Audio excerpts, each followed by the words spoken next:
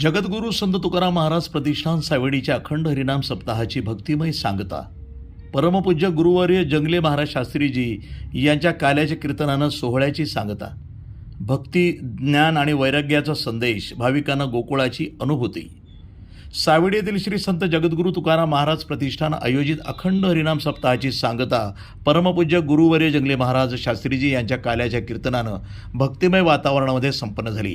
कीर्तनावेळी भाविक मोठ्या संख्येनं उपस्थित होते। कीर्तनासाठी तुकोबारायांच्या काला प्रकरणातील 4 चरणांचा अभंग महाराजांनी सेवेसाठी या ठिकाणी निवडला होता।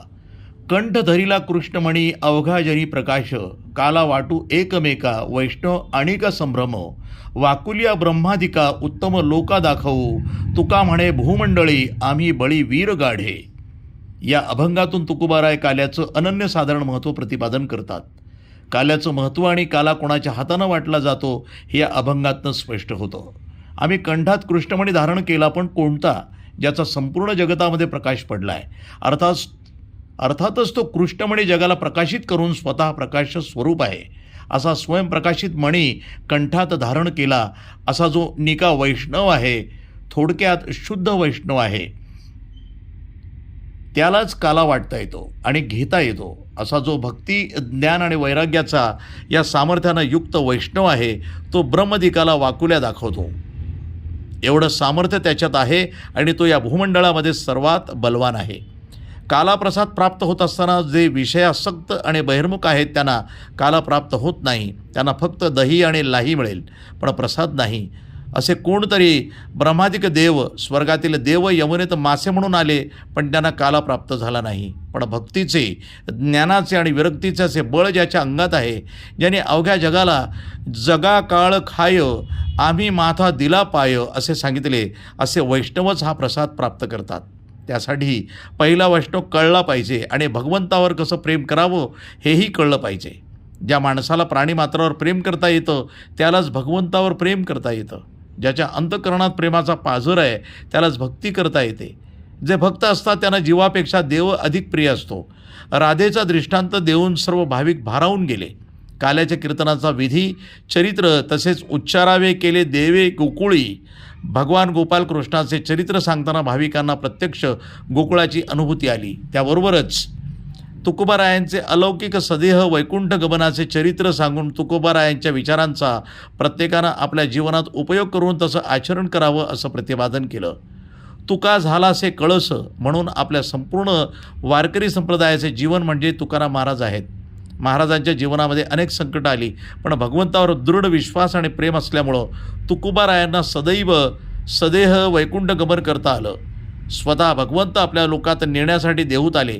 हे सामर्थ्य वारकरी संप्रदायाचे आणि भजनाचे आहे। देवाला भजन अतिशय प्रिय आहे। प्रत्येकानं शुद्ध आचरण ठेवून देवाचं नामस्मरण करावं, म्हणजे आपले जीवन समाधानी होईल। पुण्य ते परोपकार, पाप ते परपीडा या संत विचारानुसार प्रत्येकानं जीवन जगताना थोडा तरी परोपकार करावा असा संदेशही त्यांनी दिला। कीर्तन झाल्यानंतर महाराजांविषयी बोलताना हरिभक्त परायण संदीप महाराज खोसे म्हणाले, सद्गुरूंची सेवा भाग्यानं घडते आणि ती भाग्योदय प्राप्त करून देणारी असते। भाग्याचा उदय हे ते जोडी संत पाय असेही ते म्हणाले।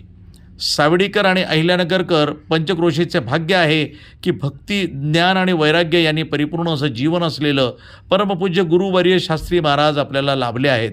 ते वारकरी संप्रदायाचे ज्ञानपीठ आणि भक्तिपीठ एकत्रित आहेत। अशा महात्म्याच्या केवळ कृपादृष्टीनं आपल्यासारख्या जड जीवाचा उद्धार होतो। आपल्या सर्वांचे मोठे भाग्य आहे। अधिकार संपन्न श्रीगुरू आपल्याला प्राप्त झालेत।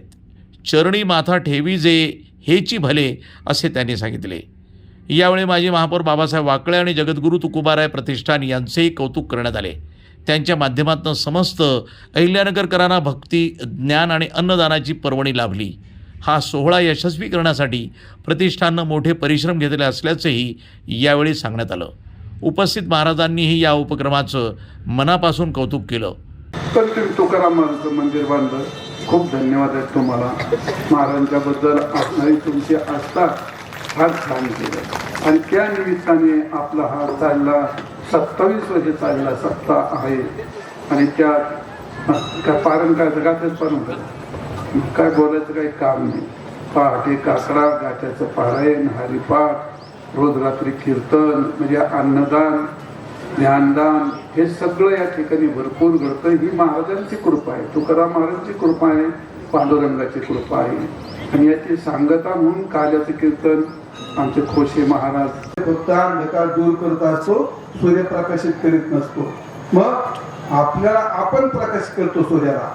आपण सूर्याला प्रकाशित करण्याचा अर्थ काय?